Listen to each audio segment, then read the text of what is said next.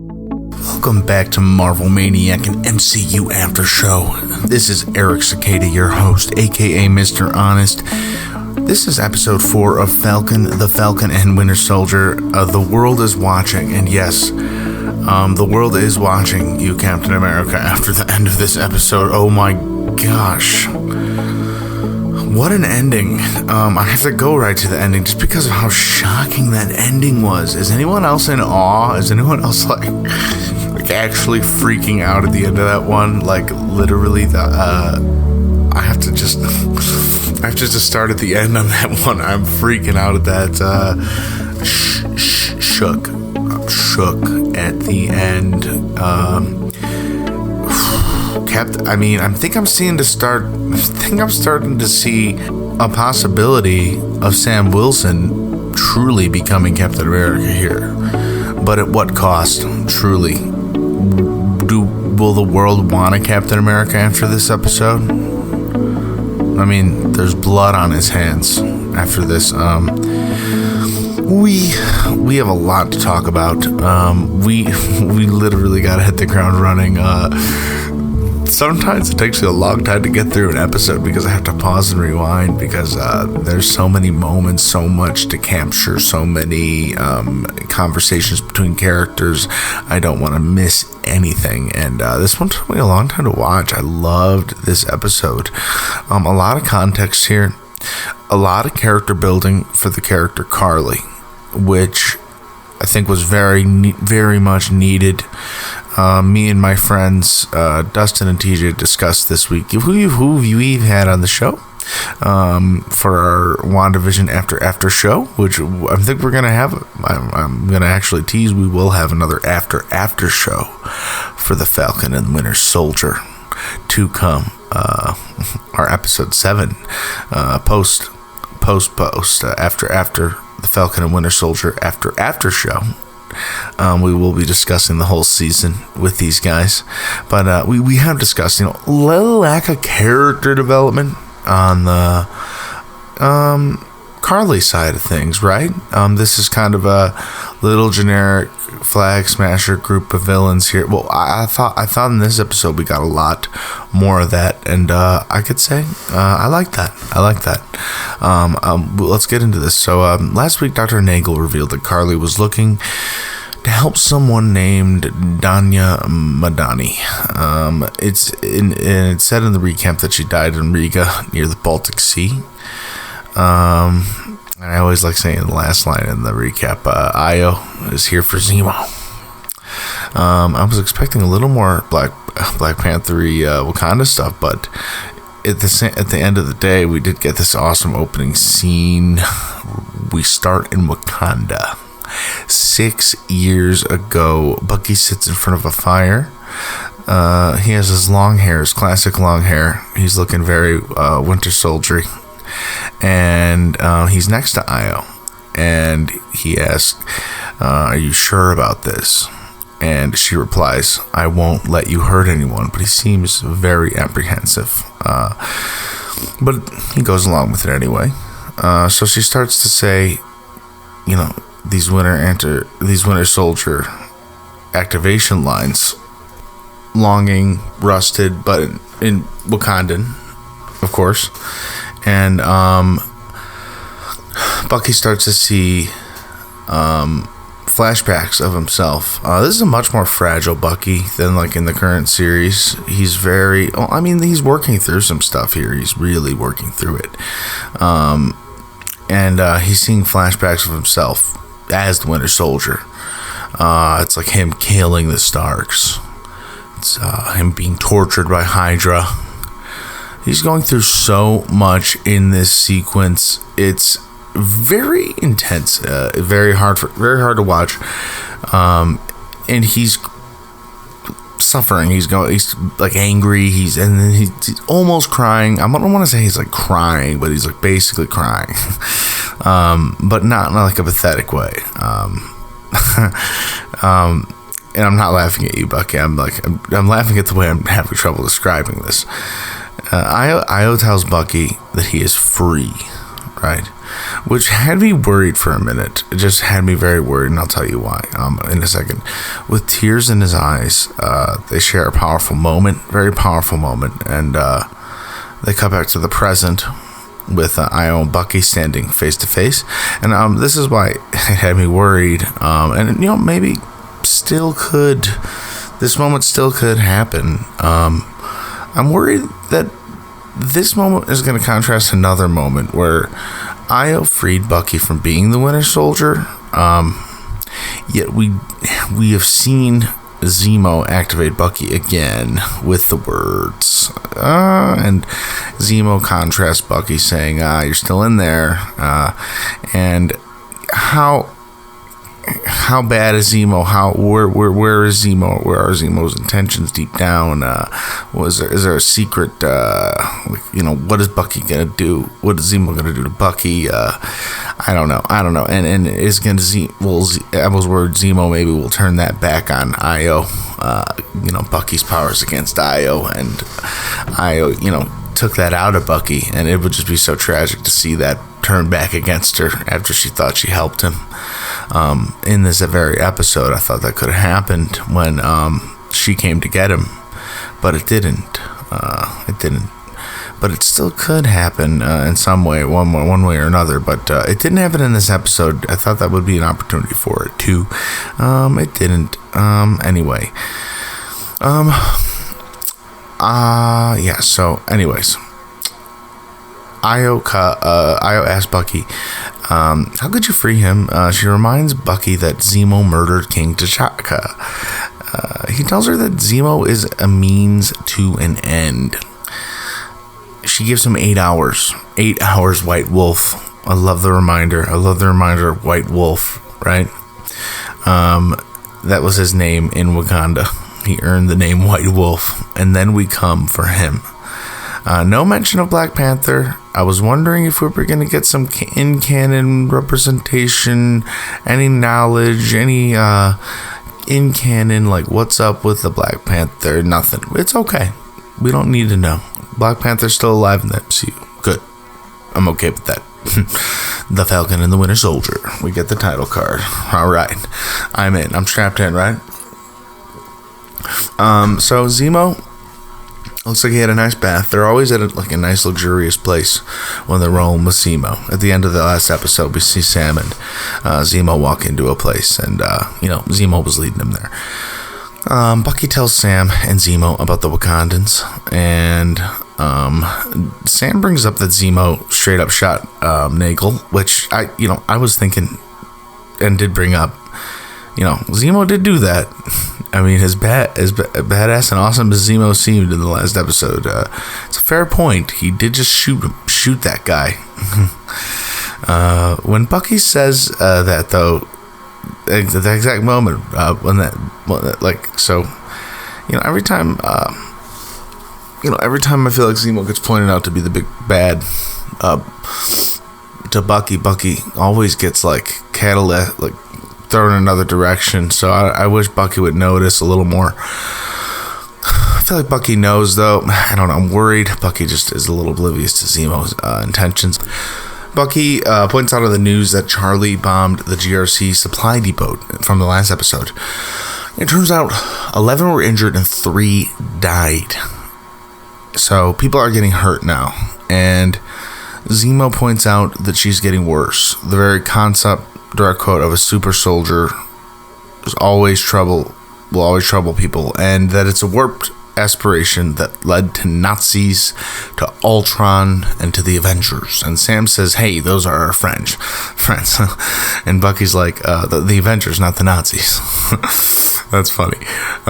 Sam points out that did I say Charlie? I'm sorry. Sam points out that Karli is radicalized, but there has to be a peaceful way to stop her. That's a very Captain America thing to say, in my opinion. I point out. I'm going to point that out. Zemo says that anyone that has had the serum will become radicalized. Now that is very interesting in light of what happens at the end of this episode. Yikes. Zemo is right in a way. I don't know. I mean, extreme emotions are extreme emotions, right? And in light of what we learn about John Walker's character in this episode, it all kind of connects. PTSD. I don't know. The guy has gone through a lot in general. He should have been wearing the costume and donning the shield in the first place, along with the super serum. We'll get to it. Good gosh, what an episode! Oh my gosh. God. Yeah, but Zemo. Yeah, so Zemo mentions that anyone that had the serum, that has or had the serum, will be radicalized, and it will be, and it will escalate until you kill her or she kills you. Yeah, so Bucky mentions that the serum never corrupted Steve, to which Zemo replies that there's never been another Steve Rogers. Another good point, Zemo. Zemo's like kind of on fire with his points today. Like, I don't know, man. Why do I like Zemo so much? I have a feeling I'm like in the minority, and everyone's like really sitting around campfires, like knowing everything but me. Everyone like knows all the everyone's like reading Zemo, and I'm like being spoon fed by him. I don't know. I'm very back and forth. He's very clearly, I don't know. I thought he was gonna pop that serum today. I thought like he was gonna full on just pop that serum, but no, he's very firm on his beliefs. You gotta respect it. Karli's crew is sitting around and listening to the news of the bombing. Some of her team look a bit nervous and anxious about the deaths. Okay, that's just one scene. So we see like, some of Karli's people aren't all aboard with the deaths and the killings, right? Cut back to the GRC settlement camp in Riga. Zemo leads Bucky into a courtyard and said when he was younger it used to be beautiful. They see a reset, rebuild, restore poster.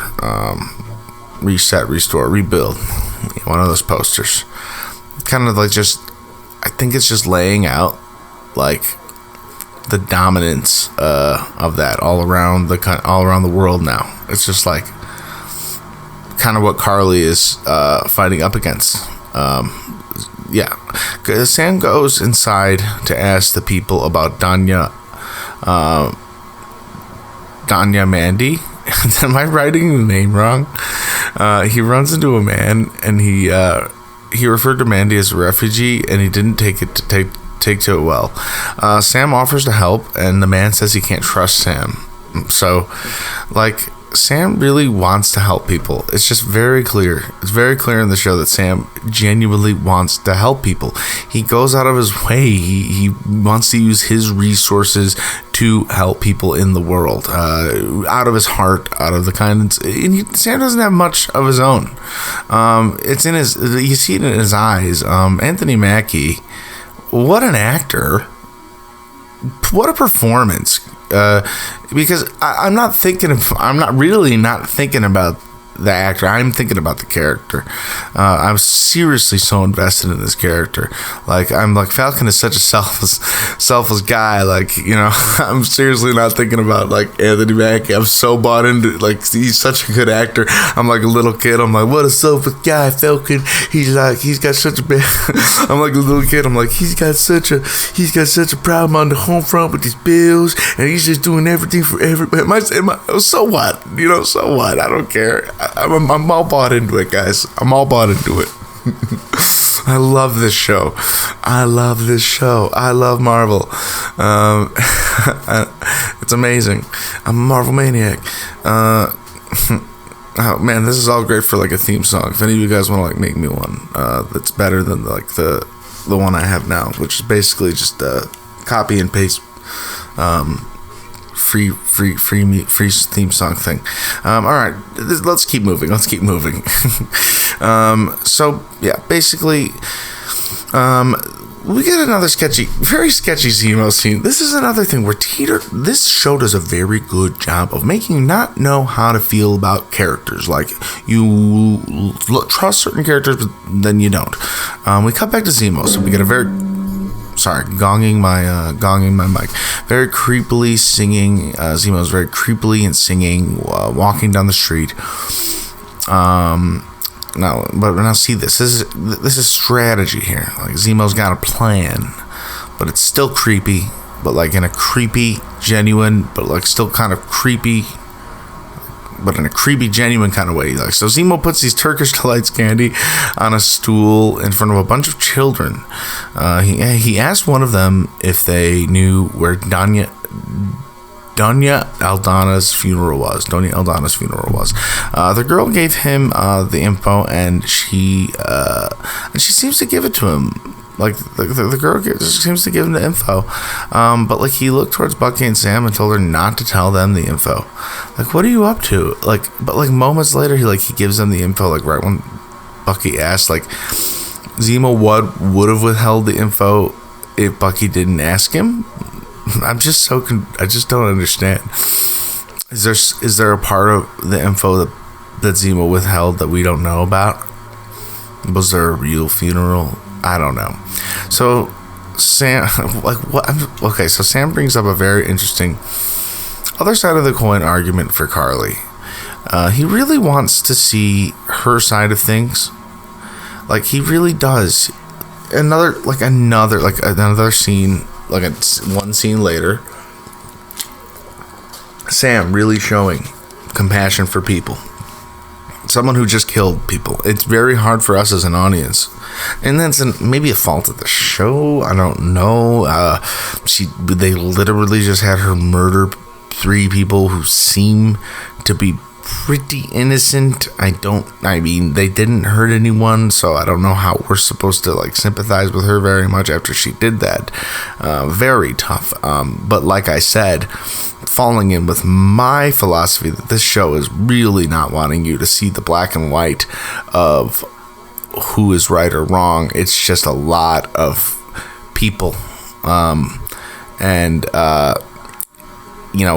Walker, there's Karli, and there's Zemo. 3, put all those people up on the board.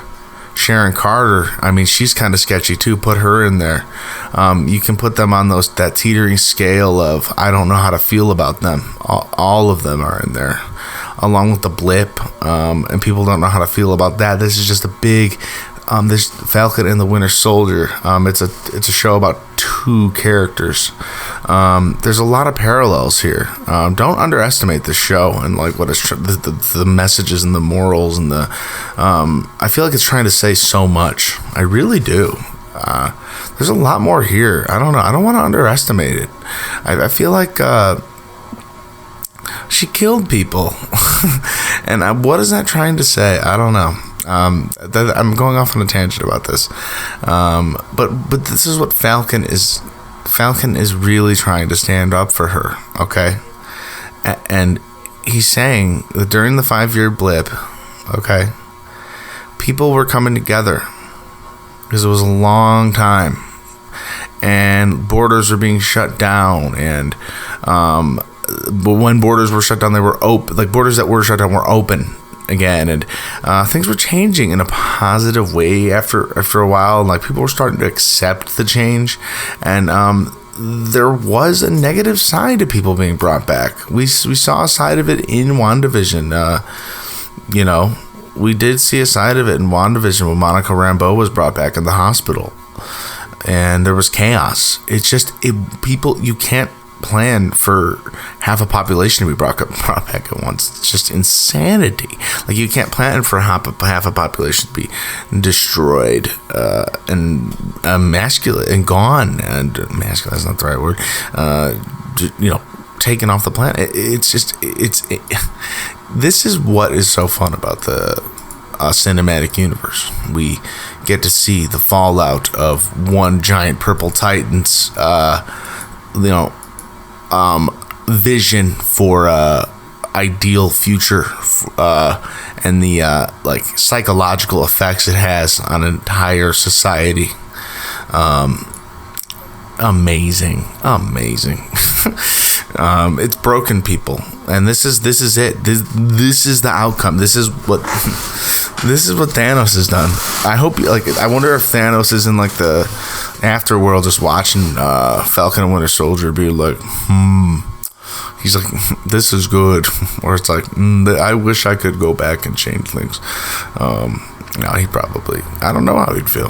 Thanos, email marvelmaniacpod@gmail.com. He points out that Karli's ends can't justify her means, even if she's a beacon of hope, as Sam's trying to point out. And then Bucky asks Zemo what the girl that he gave the candy to told him, and he just straight up tells him that the funeral's this afternoon. So I don't know what the sketchy, behind the scenes, I don't know what he was trying to get the info under the table for. Maybe he's just always trying to get anything under the table whenever he can. He's just sketchy, snaky Zemo. But no, there's everything happening for a reason, and Zemo's got something going on. And I wouldn't put it below him. He reminded Zemo that the Dora is coming for him, and that's another name for the Wakandan, the Wakandan princess, angry woman tribe. They're gonna come kick his ass very soon. But Zemo said he preferred to keep his leverage. This sets Bucky off, and he whips his cup of tea across the room.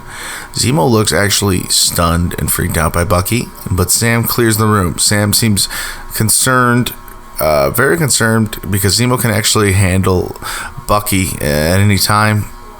After last week, he seems, after what he saw in the bar, seeing him become the Winter Soldier at Zemo's hand, it was kind of scary to Sam. So Sam calls Sharon and asks her to be a trustful set of eyes on the camp. Sharon says she may have a satellite or two, and I feel like we're not seeing enough of her. She's just such an in and out character. I just don't know if she's going to have another bigger part to play. That's someone we need to see a little more of, or not. What is going on? That's my one criticism of this. What is going on with Sharon Carter? Is there more of her? Is she in with the power broker? What is going on? She mentions that the power broker lost it. So what's going on with that, guys, or ladies? What's happening with Sharon Carter? She's on screen so little, yet she's kind of in she's got something going on. I don't know. I got a weird feeling about her. The power broker lost it when Nagel died, and that he was the golden goose, and that Madripoor is going to get ugly. He wants the serum back. Karli gets to a cemetery with a partner. This partner removes a stone slab from a hidden tablet and opens up a pack with about 7 to 8 vials. These are the serums. She asks the partner if she is making a mistake, making more of them, like super soldiers. And he says that he didn't think there could be another Captain America until he met her. What they're doing will outlive the legacy of the shield. That shield is a monument to a bygone era, a reminder of all the people history just left out. If anything, that shield should be destroyed. So Karli isn't very fond of the shield or Captain America, and she wants to make these super soldiers to change the world and move on. She's not a big fan of the shield.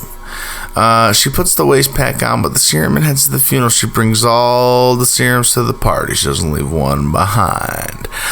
John Walker and Lamar beeline it to Sam and Co. aka Sam, Bucky, and Zemo. John says Karli is too dangerous for them to be pulling this shit. And you know what? If they're going to say shits, we're going to say shits. If you watch the show with the shit, I'm going to say shit. I said it 3 more times than they did now. They fill Walker and Lamar in on the situation. Oh my gosh, Lamar. God bless. And on the Battlestar. God, frick. and they start to head down the street, and this is a pretty awesome scene. It's really well shot and performed, as are many scenes in this episode. Walker wants to move in fast and take her by surprise immediately. That is always his immediate intention. Sam says he wants to talk to her alone and reason with her. Walker very much disagrees with it. He just wants to go in and take care of it. And Lamar already seems apprehensive about this. Sam says he used to counsel with soldiers dealing with trauma. Lamar convinces John that if they can calm her down, it might be worth a try, which gets him on board. Now, this is a sign that one of the few people that can get to John Walker is Lamar. Dangerous times at a time where Lamar isn't with John Walker. Zemo points to his associate, which is the girl from earlier with the candy. She leads them to a back room, which is, we're assuming, the place of the funeral. John handcuffs Zemo to the furnace and gives Sam 10 minutes. Lots of time restrictions in this episode, which is kind of cool. It gives you a ticking clock in the back of your mind. Karli is giving a speech about Danya. Sam is entering, and she notices him, and she becomes a little worried, noticeably worried. The room clears, and Sam approaches her calmly. Sam says that the world won't be a better place if killing people, if Karli's killing people, because it's just a violent thing to do. It's a pretty simple thing. She says that Sam is either brilliant or just hopelessly optimistic. Sam's got Karli in kind of a good place here. He's doing a good job. Sam says he's a little bit of both. Either way, it seems to be going good when cut to Walker getting a bit anxious about the situation in the other room. He really wants to get in there and, in quotes, help Sam, right? He believes he needs to be Captain America. He needs to get the heck in there, and I've never been more upset with this Cap. It's just, he's getting on my nerves at this point. Him and Bucky have a standoff. Bucky's doing everything he can to give Sam time. He's like, he knows what he's doing. I really love Bucky. Ride or die. Sam points out to Karli that she's killing innocent people, and that they're people that are trying to take. She says that those are the people that they're killing are trying to take his home. Sam is making real progress with Karli until Kat marches in and announces that she's under arrest, and Karli's like, well, this is what this is about, and she feels very betrayed, and I like Karli most in this episode. I'm happy we have a lot more character development for her. It's not that I like her character. I mean, she's very hard to like after what she's done, but I find her much more intriguing as a villain, and I definitely enjoy watching her a lot more. I think her screen time is much more valuable now. She shoves Cap and makes a run for it, and Bucky chases after her. Zemo's handcuffs hang from the furnace door, right? And as Karli is running down the hallway, we all of a sudden see Zemo cut her off, shooting her in the stomach. She drops all the vials. Is this what I think it is? He says. This look overcomes his face, pure evil. He destroys all of the vials that we see. Cap knocks Zemo out with the shield. He finds a vial, the last one that we see. We don't know if, there's always going to be another one that rolled in another corner, but I'm pretty sure it's the last one. He pockets it. Sam and Bucky enter, and then Sam asks, what do we miss? Oh boy. John Walker, he found himself a super serum. Dangerous times. Oh my gosh. So already we're worried. This is a very dramatic moment. When he found it, he was stopped in his steps, but he put it in his pocket real quick.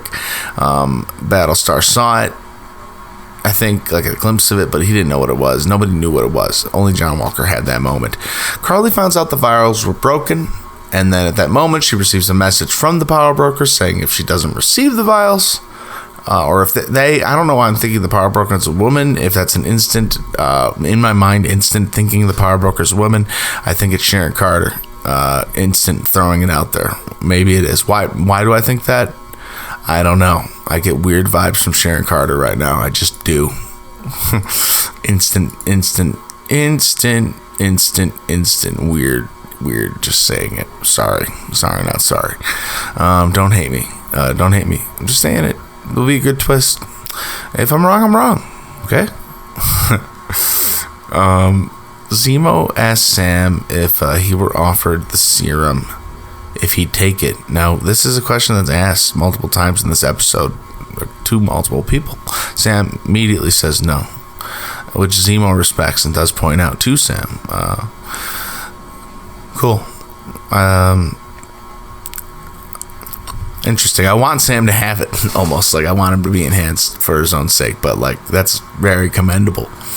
Zemo says super soldiers can't be allowed to exist. And Sam immediately replies, isn't that how gods talk? And if that's how you feel, then what about Bucky? And, you know, how good a point is that? Like, what does he want? How does Zemo really feel about Bucky in that case? And just as he's saying that, Bucky walks in. And when Bucky's walking in, he says, Bucky is talking exactly how there's something wrong or not right about Walker, followed by Walker kicking the door in, commando style, demanding Zemo being turned over. Followed by, this is just a chain of events, very fast chain of events, Io and the Dora Milaje throwing a sphere. The Dora Milaje is the official name for the Wakandan kind of high chair, like the high guard, like the women with spheres that guard the Black Panther. That's the best way to put it. So they throw a sphere at the wall, demanding that they receive Zemo. Walker pats Io on the shoulder, like in a, hey, let's all be friends kind of way. And that was just the biggest mistake. You know, Walker, dude, don't touch her. That's not how you deal with this lady. She's not the type of lady you touch. She is a badass. Like, she's going to kick your ass if you even get near her. This is where we get a real great fight scene, and Walker gets his ass rightfully kicked. Bucky fights Io, and she releases his arm like emergency release.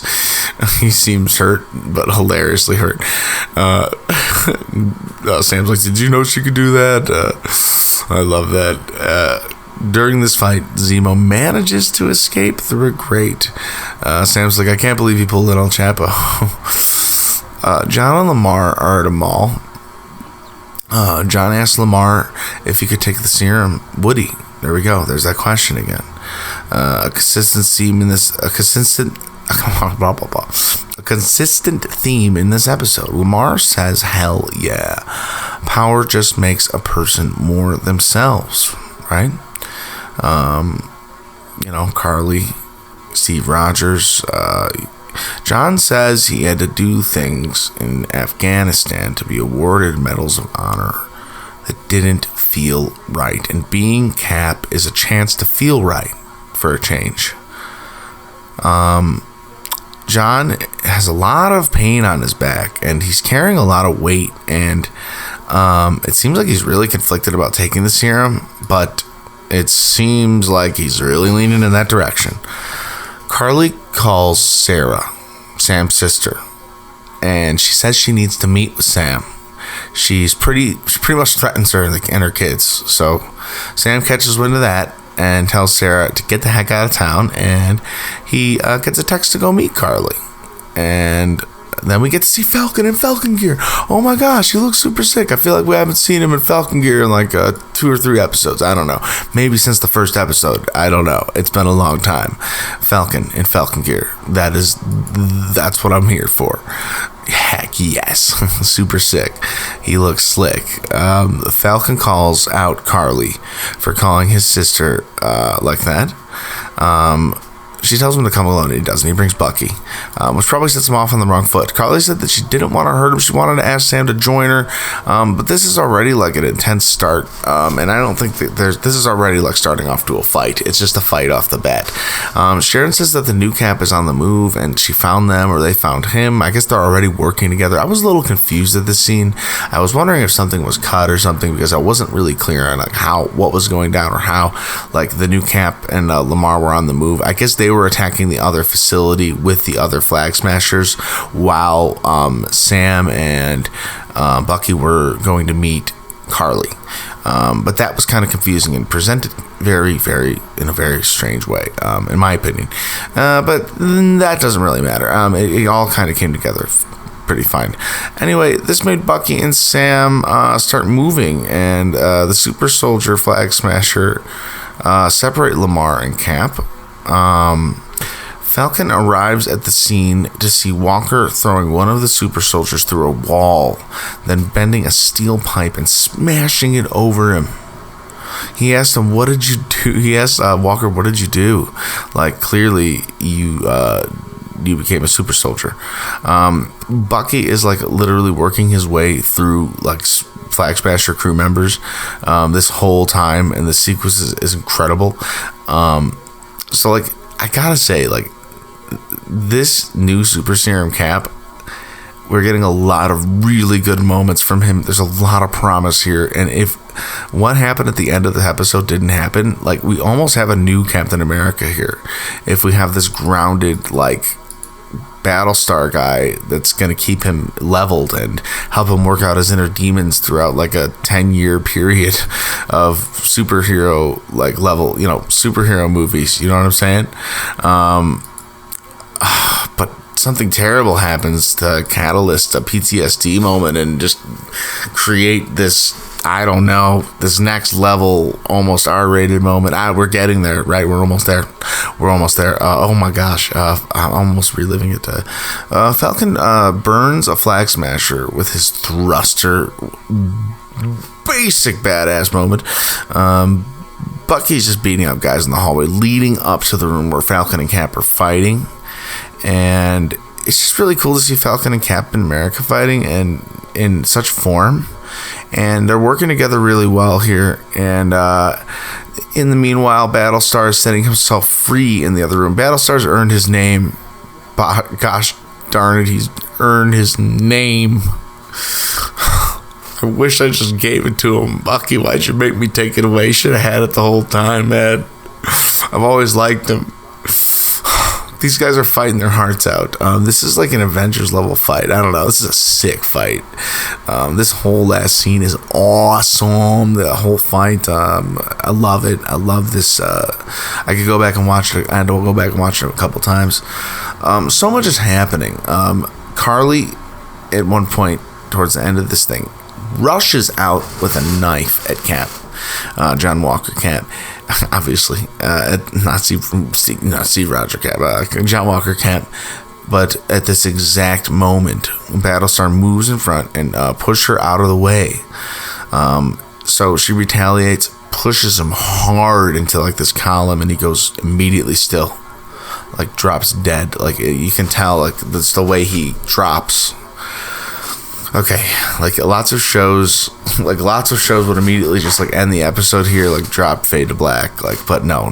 Falcon and Winter Soldier, they want to hurt us. They want to make us suffer right now. Well, Falcon and Bucky, like all the crew members, they just leave out the front door, so like they chase them, like, and I feel like you can like imagine and simulate like an action scene of like a regular Falcon and Winter Soldier like action scene of them chasing them like down a hallway, and maybe like Falcon and Winter Soldier do catch like one or two of the goons and like they do punch them, right? But like this isn't the angle in which we see. John explodes out the window like Super Saiyan, like with rage. I'm sorry to bring Dragon Ball Z reference. He chases the Flag Smasher into town square, into a very public place. The guy throws like a brick trash can at him. He obliterates it with his shield. Cap throws this man against the monument. I think it's the same guy Karli was talking to in the graveyard. And like with this crazy expression, like eyes popping out of his skull, starts bashing the guy viciously in the chest with the shield, like knife style, like gory, ugly, nasty, all on camera, like social media, viral. This is insane. This is in a foreign country, and this is really in the public eye. They don't have an idea of what's happening here. This is tragic for Walker, and just really all around just tragic. And I can't even handle this. This is a shocking moment. There's blood everywhere. Sam and Bucky arrive shocked. Karli is in the crowd shocked. It's her friend.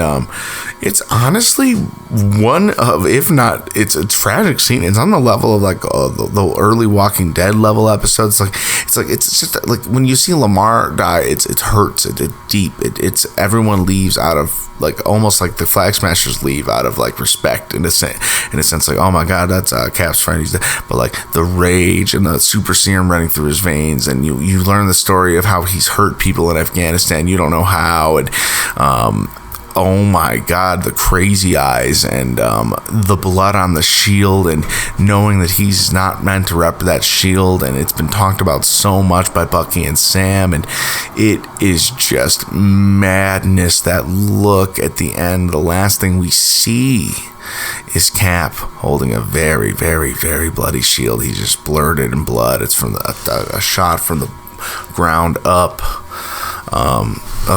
I think he's gonna be, if that's not taken away from him, he's gonna be a rogue agent, Captain America.